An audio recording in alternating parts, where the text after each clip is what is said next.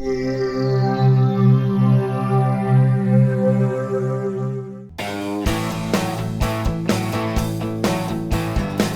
assembly is pretty straightforward. I first flip the two rails to make sure they are in the proper orientation.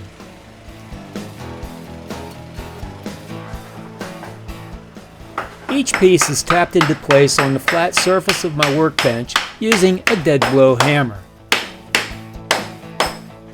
Note that this piece is flipped the wrong way. Fortunately, I caught the mistake before I nailed it in place. I used a brad nailer with 1 1/4 inch brads.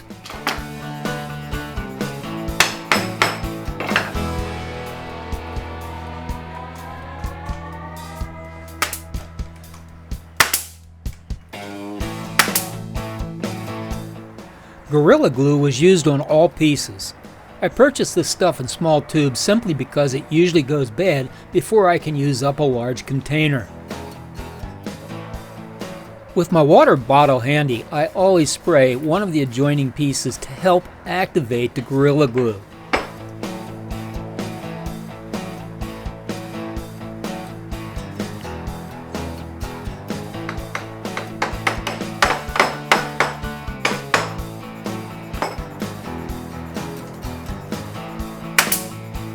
The back pieces are secured using a brad nailer. I have had brads curl while going in and come out where I'd least expect it, so I keep my left hand well out of the way.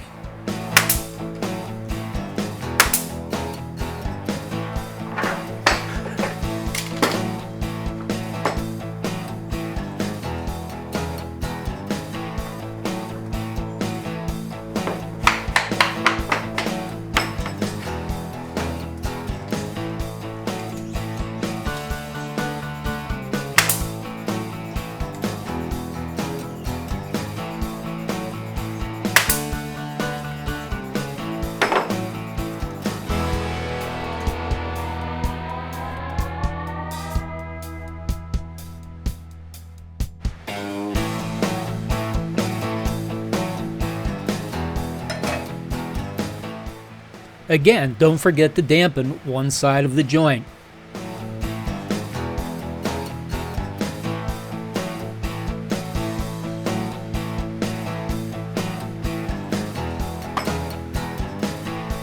For the front rails, I used a brad nailer in order to minimize the size of the hole.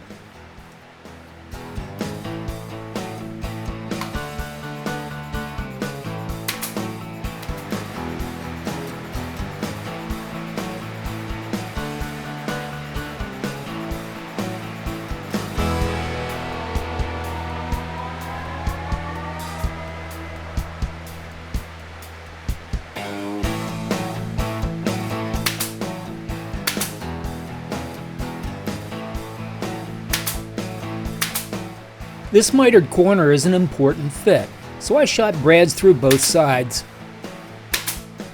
Remember what I said about cutting the dado on the proper side of the line? Well, rather than throwing this piece away, I simply widened the dado. With my substructure completed along with the wall brackets, my next step was to attach the lids. You may recall in the last video that I trimmed each lid to fit the substructure. Again, water is used to better activate the Gorilla Glue. I store my glue upside down in a can. The new clog-proof tips are a good improvement on the product's packaging.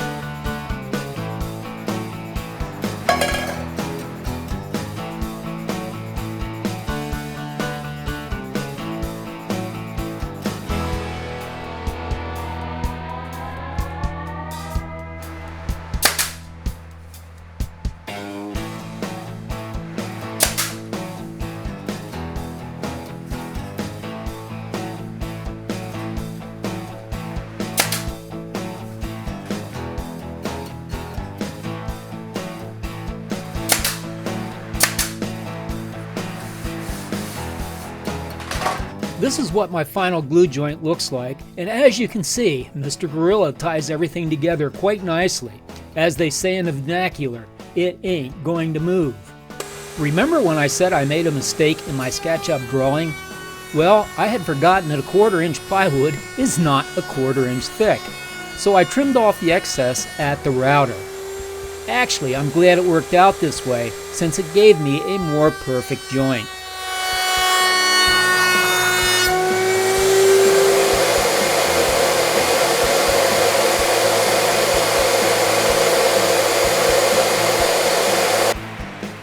Lastly, after priming, I trimmed out the excess Gorilla Glue from the inside of the wall support pocket and test fitted the support to each of the shelves. Yes, I could have done this before priming. As I fit each support to the shelf, I left it in the shelf until fitting the shelf to the wall. I'll show you this process in the final part of this series on mounting the shelves.